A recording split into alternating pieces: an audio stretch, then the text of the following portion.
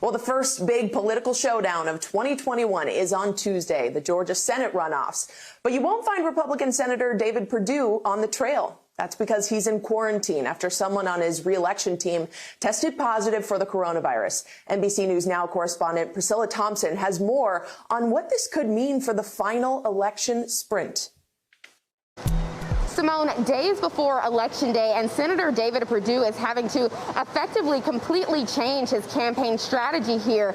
Over the past several weeks, he has been barnstorming the state, holding events. On Wednesday, he actually celebrated his 100th event that he had held. And of course, that was the day before he would find out that he had been in close contact with someone who had tested positive for COVID-19, and that Senator Perdue himself would end up going into quarantine. So we did not see him on the trail on Thursday, nor did we see him out today. It is unclear how long he is going to quarantine, but for now he says that he's going to be pivoting to virtual campaigning. And this is going to be quite a challenge for him, a candidate who has largely held events that were in person, very crowded, often without many masks being worn. And this is a challenge that even Senator Perdue himself acknowledged earlier today in an interview. Take a listen to what he said.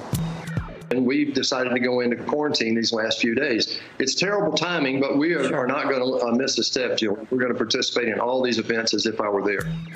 And Simone, the question, of course, is will voters turn out to those virtual campaign events, especially in a weekend where there are going to be lots of big names coming into town to campaign on behalf of these candidates? We know that Vice President Mike Pence and President Trump will both be in the state on Monday. And on the Democratic side, Vice President-elect Kamala Harris and President-elect Biden will also be here on Sunday and Monday. So very busy campaign schedules. These schedules are not letting up, and Senator Perdue is going to have to find a way to continue to compete while he is in quarantine, particularly as we have seen incredibly high voter turnout in the run-up to Election Day. But there are still millions of voters who have not yet voted, and also around 300,000 absentee ballots that still need to be returned. So certainly not a good time for a candidate to be getting sidelined here in Georgia. Simone?